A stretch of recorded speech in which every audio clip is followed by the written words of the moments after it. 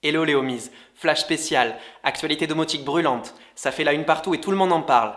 La version 0.100 de Home Assistant est en ligne. Hop, hop, hop, hop, hop, on va se calmer. Ils vont croire que je vis dans une maison en peine d'épices, pas une smart home. On est en France là. Et ici, comme d'habitude, silence radio. Non, pas cette fois-ci, c'est trop énorme.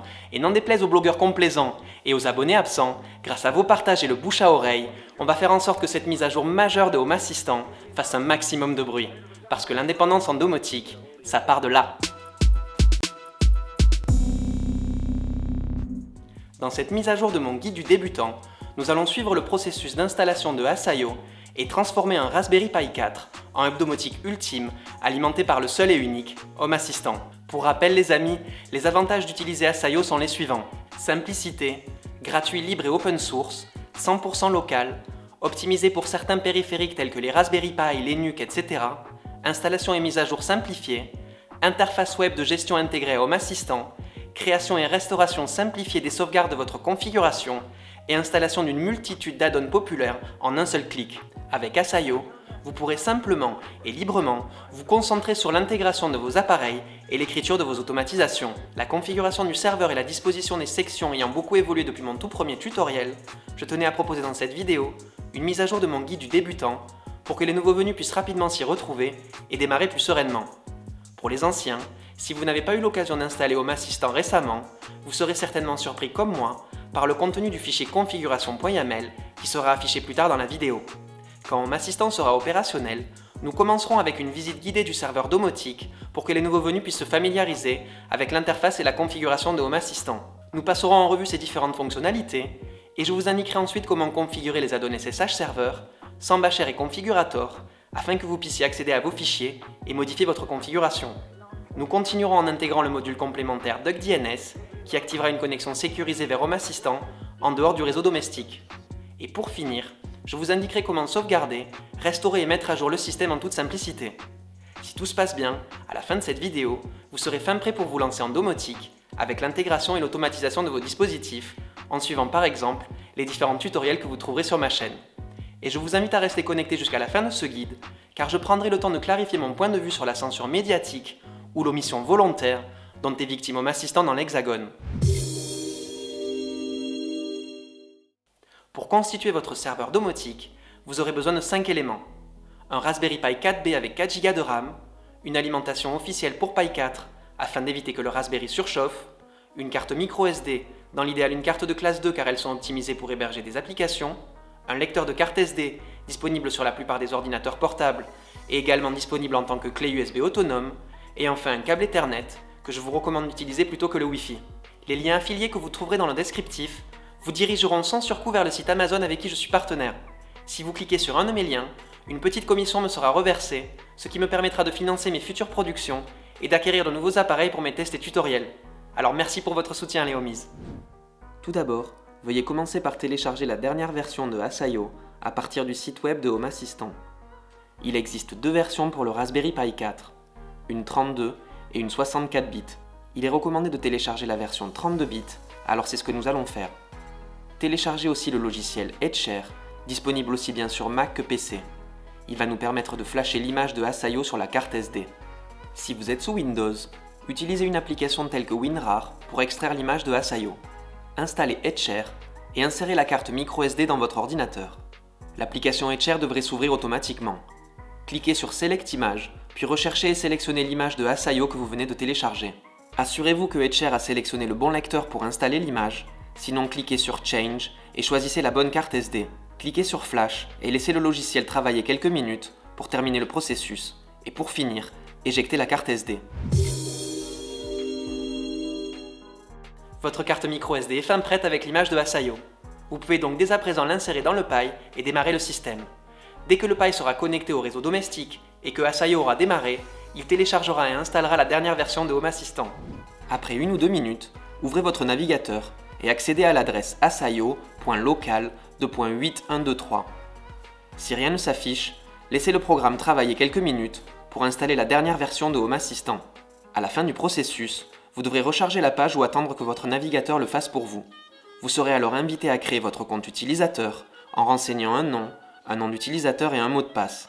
Confirmez votre mot de passe, puis cliquez sur le bouton Créer un compte. Depuis cette page, vous pourrez d'abord modifier le nom de votre maison. Vous devrez ensuite sélectionner l'emplacement exact de votre domicile pour aider Home Assistant à afficher des informations météo et à configurer des automatisations basées sur le soleil. Enfin, sélectionnez le fuseau horaire Europe-Paris et le système métrique Celsius, puis cliquez sur Suivant. Cette nouvelle page vous proposera d'intégrer simplement en un clic depuis l'interface les composants automatiquement découverts sur votre réseau, avec des marques et services bien connus, comme par exemple Google Cast, IKEA Tradfree, Linky, MQTT, Nest, Philips Hue, PlayStation, Somfy, Sonos, TP-Link, Wimos, etc., etc.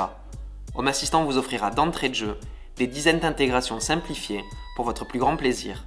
En guise d'exemple pour démontrer la simplicité de Home Assistant, je vais intégrer en un clic le composant Google Cast et choisir une pièce pour chacune de mes enceintes Google Home avant de cliquer sur Terminer. Parfait, Home Assistant est maintenant opérationnel avec déjà une première carte pour les prévisions météo sur la page d'accueil et 3 cartes pour les média players Google Cast. Commençons sans plus attendre la visite guidée du serveur domotique. Depuis la version 0.86 de Home Assistant, Lovelace est devenue l'interface utilisateur par défaut du système. Elle reprend les bases de l'ancienne interface et nous offre un nouveau moyen plus simple et rapide pour configurer nos appareils grâce à l'utilisation de différents styles de cartes. Lovelace propose également un nouvel éditeur pour modifier l'interface utilisateur, vous permettant de tout configurer directement depuis votre navigateur web. Sur la page d'accueil du panneau aperçu, en plus de la carte météo et des média players, sont actuellement affichés sous forme de badge les capteurs inclus de base dans Home Assistant. Le premier, Updater, surveille si une mise à jour de Hasayo est disponible. Le deuxième affiche l'état de l'utilisateur actuellement connecté au serveur. Et le troisième vous renseigne sur la position du soleil. Le bouton de menu dans le coin supérieur droit vous permettra de modifier vous-même votre interface en ajoutant de nouvelles cartes et de nouvelles vues. Pour en savoir plus et découvrir comment faire, je vous invite à regarder mon tutoriel sur la configuration de Lovelace. En cliquant sur Aide, vous serez redirigé vers la page d'information de Lovelace sur le site officiel de Home Assistant. Si vous cliquez sur le bouton dans le coin supérieur gauche, vous pourrez réduire la barre latérale et masquer le nom des composants du système afin que votre interface gagne en lisibilité. Vous trouverez aussi dans la barre latérale le panneau carte qui vous renseignera sur la position de votre domicile et l'emplacement de vos périphériques géolocalisés. Ensuite, le panneau journal vous renseignera sur les changements d'état de vos périphériques. Puis le panneau historique vous donnera des statistiques sur vos intégrations sur des périodes définies. Le panneau suivant, outils de développement, comprend plusieurs onglets essentiels pour la configuration de votre système domotique. Sur le dernier, Info, seront affichées la version actuelle de Home Assistant, des liens, des informations techniques et un rapport de santé du système. Le premier onglet État constituera la liste extrêmement pratique de toutes les entités connectées à votre système. Vous reviendrez très souvent sur cette page pour vérifier l'état et le nom exact de vos différentes entités afin de créer vos scripts et vos automatisations. Vous trouverez ensuite l'outil Service qui affichera tous les services activés dans Home Assistant. Avec cet outil, vous pourrez vérifier que vos appareils et services répondent correctement. Pour ce faire, il vous suffira de sélectionner un service dans la liste déroulante, par exemple mediaplayer.mediaplay. La liste qui apparaîtra en dessous affichera toutes les entités valides pour ce service. Pour le moment, il est répertorié les 3 média players Google Cast. Appuyez simplement sur Call Service pour vérifier que votre dispositif fonctionne correctement. Sur l'onglet suivant, Journaux, vous trouverez le log de votre système, qui sera essentiel pour afficher et localiser d'éventuelles erreurs. L'outil Templates, quant à lui, est une fonctionnalité avancée de Home Assistant, et pour vous en servir, vous aurez besoin d'une compréhension de l'architecture de base de Home Assistant. La création de modèles est une fonctionnalité avancée, puissante et complexe. Depuis cette page, vous disposerez d'un outil d'édition de modèles pour vous aider à développer et débugger vos templates. Créez votre modèle dans l'éditeur et vérifiez les résultats sur la droite. Le prochain outil, Événements, vous permettra de déclencher des événements dans Home Assistant. Pour être sincère avec vous, je n'ai toujours pas utilisé cette fonctionnalité, alors si vous y trouvez une quelconque utilité, faites-le moi savoir dans les commentaires. Le panneau Hasayo vous servira d'interface web de gestion pour votre serveur domotique NEC Plus Ultra. Y seront affichés sur le premier onglet vos add-ons déjà installés. Sur le deuxième onglet nommé Snapshots, vous pourrez sauvegarder et restaurer votre système en un clic. Sur l'onglet suivant, vous trouverez l'ultra populaire Add-on Store de Hasayo qui vous offrira la possibilité d'améliorer et d'ajouter des fonctionnalités sur votre serveur domotique. Nous reviendrons par la suite sur cet onglet afin d'installer les add-ons essentiels pour bien débuter. Enfin, depuis le dernier onglet Système, vous aurez la possibilité de recharger le système Supervisor Hasayo et mettre à jour, redémarrer ou éteindre le système hôte. Notez qu'un journal vous renseignera sur l'état du système Hasayo. Le panneau Configuration vous permettra lui aussi d'accéder à plusieurs sections. Tout en haut, vous trouverez le service Cloud Home Assistant qui fournit une connexion à distance sécurisée à votre serveur depuis l'extérieur. Il vous permet également de vous connecter simplement avec les services Amazon Alexa et Google Assistant. Home Assistant Cloud est un service d'abonnement fondé par les créateurs de Home Assistant et Asayo avec un mois d'essai gratuit. La page intégration, comme son nom l'indique, vous permettra d'associer vos appareils compatibles. Vous pouvez voir ici que les plateformes les plus populaires sont bien prises en charge. La page Devices, encore expérimentale, vous permettra de voir une liste de tous vos appareils et de les trier par fabricant, région ou même par le pourcentage de batterie. L'objectif ici est de créer un espace unique pour la gestion de vos périphériques. Depuis la page utilisateur, vous aurez la possibilité de renommer, supprimer ou ajouter des utilisateurs. La page générale vous permettra de renommer votre serveur domotique et de changer l'emplacement de votre domicile, le fuseau horaire et le système d'unité des températures. La page contrôle du serveur comporte quant à elle plusieurs boutons de gestion du serveur, permettant de recharger certaines parties du noyau, de vérifier la configuration et de redémarrer Home Assistant. Notez que pour que les boutons soient visibles, vous devrez depuis votre page de profil activer le mode avancé. La page suivante, Personnes, vous offrira la possibilité de créer une entité de personne pour chaque membre de votre foyer en regroupant tous les capteurs appartenant à chaque personne, ce qui vous permettra d'améliorer significativement vos géolocalisations. Depuis la page Registre des entités, vous trouverez le registre tenu par Home Assistant sur lequel chacun de vos appareils, capteurs, groupes, scripts, etc. se verra attribuer un identifiant unique. Vous pourrez utiliser les options de cette page de registre pour remplacer le nom ou modifier l'idée de vos entités. La page Registre des pièces vous permettra de créer des pièces et d'organiser l'emplacement de vos périphériques. Ces informations seront utilisées partout dans Home Assistant pour vous aider à organiser votre interface, vos automatisations et vos intégrations avec d'autres systèmes. Depuis les pages Automatisation et Script, vous pourrez créer vos automatisations et vos scripts directement depuis l'interface web. Je vous invite à regarder mes vidéos dédiées pour en savoir plus sur la configuration de ces composants. L'onglet Personnalisation, quant à lui, vous permettra de customiser vos entités. Encore une fois, je vous invite à regarder ma vidéo dédiée à la personnalisation pour en savoir plus.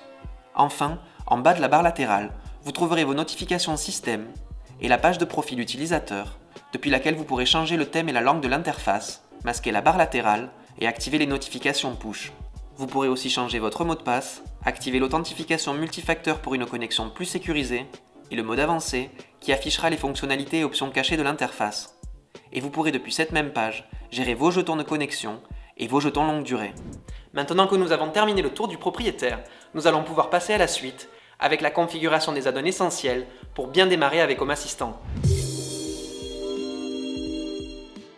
La configuration d'un serveur SSH permet d'accéder à vos dossiers Asayo avec n'importe quel client SSH. Il inclut également un outil de ligne de commande pour accéder à l'API de Asayo. Depuis votre interface, cliquez sur le panneau Asayo. Rendez-vous sur l'onglet Add-on Store et sélectionnez SSH Server. Cliquez sur Installer et patientez une minute. Activez si vous le souhaitez l'option Auto Update, puis faites défiler la page vers le bas et saisissez un mot de passe dans la configuration de l'add-on. Assurez-vous que le mot de passe soit bien entre des guillemets et cliquez sur Save pour enregistrer votre configuration, puis sur Start pour démarrer l'add-on. Vous pourrez consulter le journal pour vous assurer que tout s'est bien passé. Maintenant sur votre ordinateur, téléchargez et installez le logiciel PuTTY. Renseignez l'adresse asayo.local ou l'IP fixe de votre Raspberry Pi, laissez le port sur 22 et cliquez sur Open.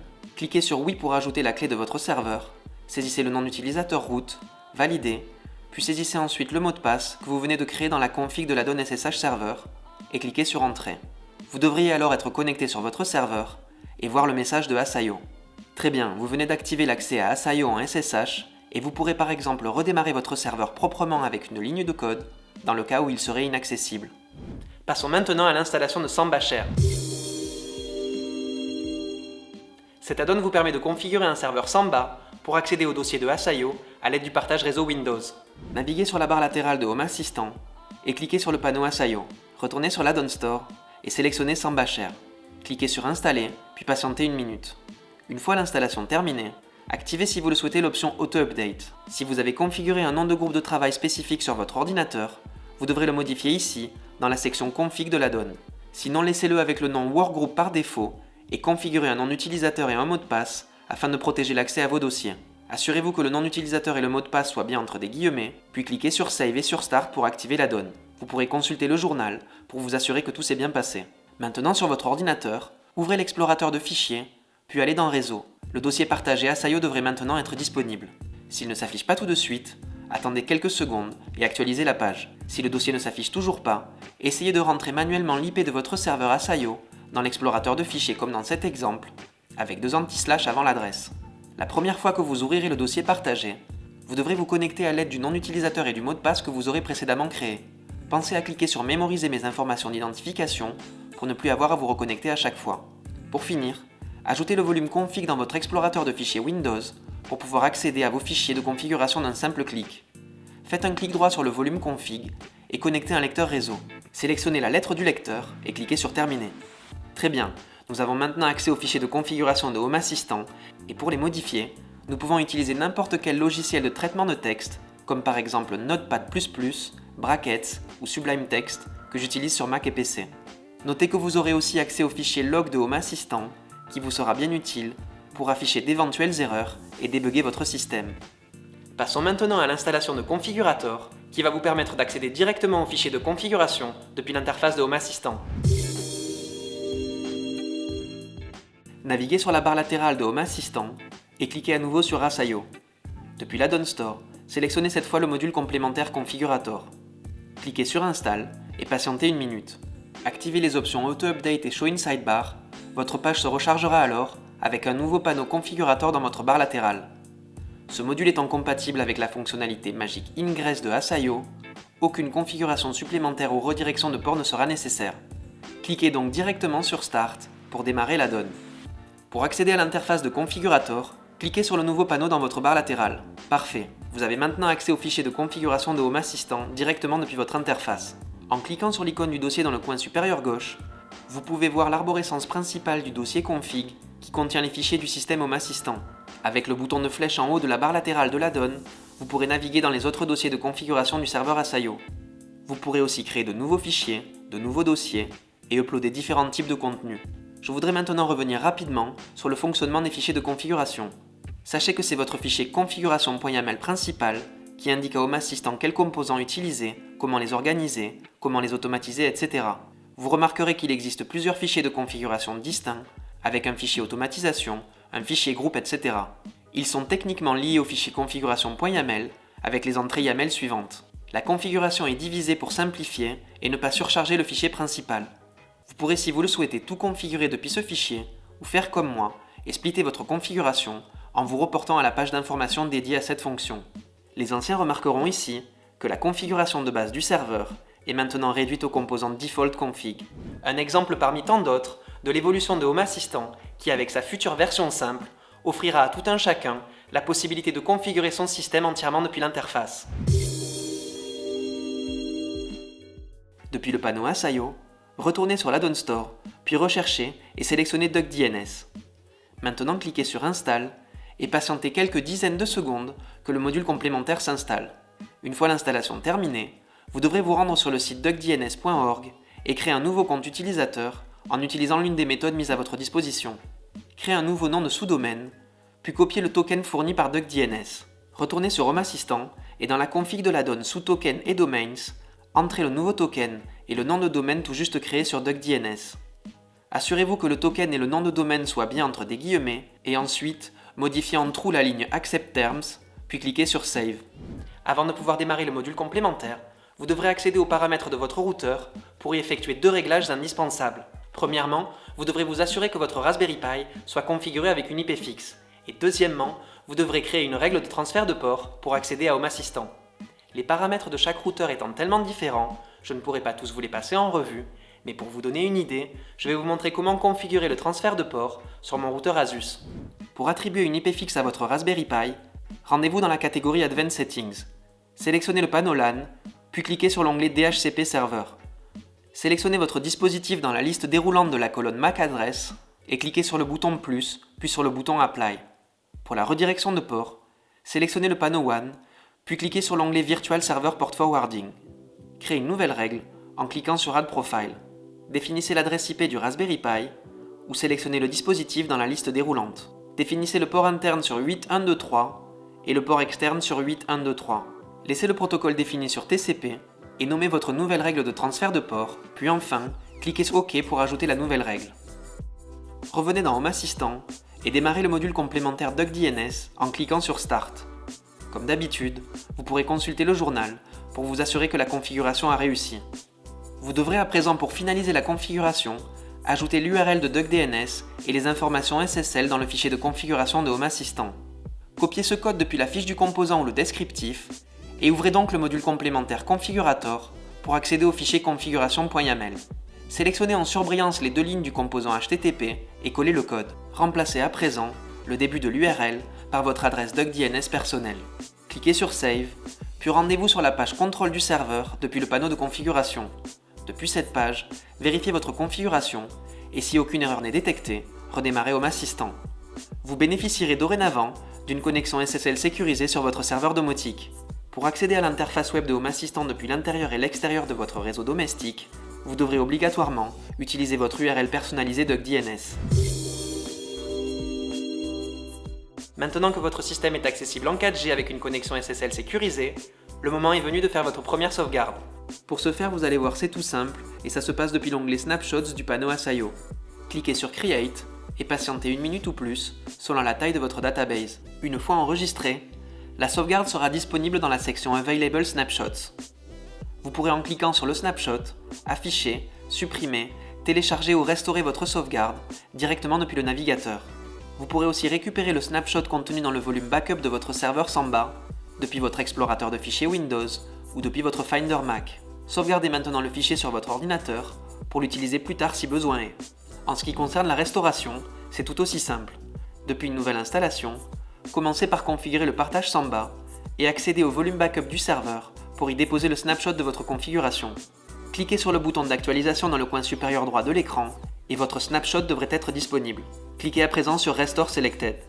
Après quelques minutes, quand Home Assistant aura redémarré, vous serez de nouveau opérationnel avec vos précieux réglages. Les snapshots sont une véritable bénédiction pour les sauvegardes système, et je vous conseille de toujours conserver une copie de sauvegarde dans un endroit sûr. L'édition des fichiers de configuration en .yaml étant extrêmement sensible à la casse, après une mauvaise manipulation, vous pourriez malencontreusement briquer votre hub et vous seriez alors obligé de redémarrer votre config à partir de zéro. L'une des spécificités de Home Assistant est qu'il est mis à jour très fréquemment. Les développeurs publient activement de nouvelles mises à jour toutes les 3 semaines, apportant une assistance pour les nouveaux composants et les corrections de bugs. Avec Asayo, mettre à jour son système domotique n'a jamais été aussi simple. Vous pouvez vérifier manuellement si une mise à jour est disponible en vous rendant sur le panneau Asayo. Pour mettre à jour Home Assistant, vous pouvez le faire en toute simplicité depuis cette page, en cliquant sur le bouton Update. Patientez alors quelques minutes que le fichier de mise à jour se télécharge et s'installe automatiquement. Quand Home Assistant aura redémarré, accédez à l'onglet Info pour vérifier que la mise à jour se soit installée correctement. Bravo, vous venez d'installer Home Assistant avec succès. L'interface du serveur n'aura maintenant plus de secret pour vous et vous avez paramétré les add-ons essentiels pour configurer et débugger votre système. Votre connexion SSL sécurisée activée et votre premier backup sauvegardé, vous êtes maintenant fin prêt pour commencer votre aventure dans l'univers de la domotique, gratuite et open source. Je vais à présent ouvrir une petite parenthèse pour clarifier mon point de vue et développer le propos de mon petit sketch d'introduction. Les homies, c'est officiel, vous pouvez définitivement vous faire une raison, il n'existe à ce jour aucun site d'information mainstream, généraliste et véritablement objectif sur la domotique en France. Ce nouveau silence radio généralisé pour cette mise à jour majeure de HA en est pour moi la preuve ultime et irréfutable. Vous devez comme moi accepter que les principaux blogueurs, autoproclamés spécialistes domoticiens, mangent tous à la même table et servent les mêmes intérêts commerciaux comme de gentils petits soldats. Censure, filtre anti-open source, tests et tutoriels recyclables complaisants à souhait, on frise ici la limite de la dictature médiatique. Ne trouvez-vous pas cela étrange comme pratique pour des prétendus sites d'information spécialisés? Pour plus de transparence, ils devraient mentionner quelque part en majuscule sur leur site web que le traitement qu'ils font des informations, tests, tutoriels, avis, conseils, etc. sur la domotique et les objets connectés se limite à du placement de produits pour les sociétés privées qui les subventionnent. Permettez-moi de prendre le risque de dénoncer leurs pratiques dans cette vidéo, car c'est après tout la mission première de ma chaîne, informer et partager mes avis, tests et tutoriels sans filtre ni complaisance. Si j'ai envie de dire que Star Wars 8 est un étron intergalactique, c'est la même chose, je n'ai rien à perdre, et je n'ai surtout pas peur de mettre un gros coup de pied dans cette drôle de fourmilière. Alors excusez-moi pour mon assurance, mais oui, je suis convaincu, tout comme des centaines de milliers d'utilisateurs à travers le monde, que HA est le meilleur système domotique actuellement disponible sur le marché. Sachez qu'une nouvelle vague d'utilisateurs épris de liberté, de partage et d'open source a émergé des profondeurs de la censure ou de l'omission volontaire, et que ces messieurs les blogueurs lobbyistes attachés à leur part de marché le veuillent ou non, Home Assistant finira tôt ou tard par obtenir en France l'exposition médiatique qu'il mérite. Dans la prochaine vidéo réalisée en collaboration avec Élise Lucet, Cache Investigation, Capital et Faites Rentrer l'Accusé, je reviendrai pour vous sur le gros point noir de la domotique en France. Nous nous rendrons pour l'occasion dans le lab de la compagnie au nom très original My Jarvis, qui a bien voulu nous ouvrir ses portes afin de permettre à nos envoyés spéciaux de percer le mystère de la box à 1000 €. Nous tenterons aussi de répondre aux questions suivantes.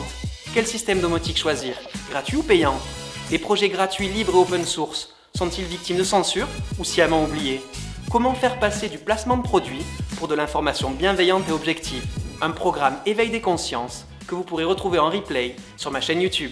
Bisous connectés à tous mes détracteurs, le débat est maintenant ouvert, alors soyez constructifs dans les commentaires. Ceci étant dit, si tu as trouvé son contenu utile, merci de liker la vidéo. Et si tu souhaites soutenir la chaîne et mes productions, abonne-toi et clique sur la cloche, c'est gratuit et sincèrement ça m'aide beaucoup. Si tu rencontres un quelconque problème lors de ta configuration, n'hésite pas à rejoindre notre serveur de messagerie rapide Discord, tu y trouveras je n'en doute pas l'aide nécessaire, et tu pourras aussi y partager ton projet et recevoir les conseils de nos experts bénévoles. Et si tu as des remarques, des critiques ou simplement besoin d'un coup de main, fais-le moi savoir plus bas dans les commentaires. Ciao, à bientôt!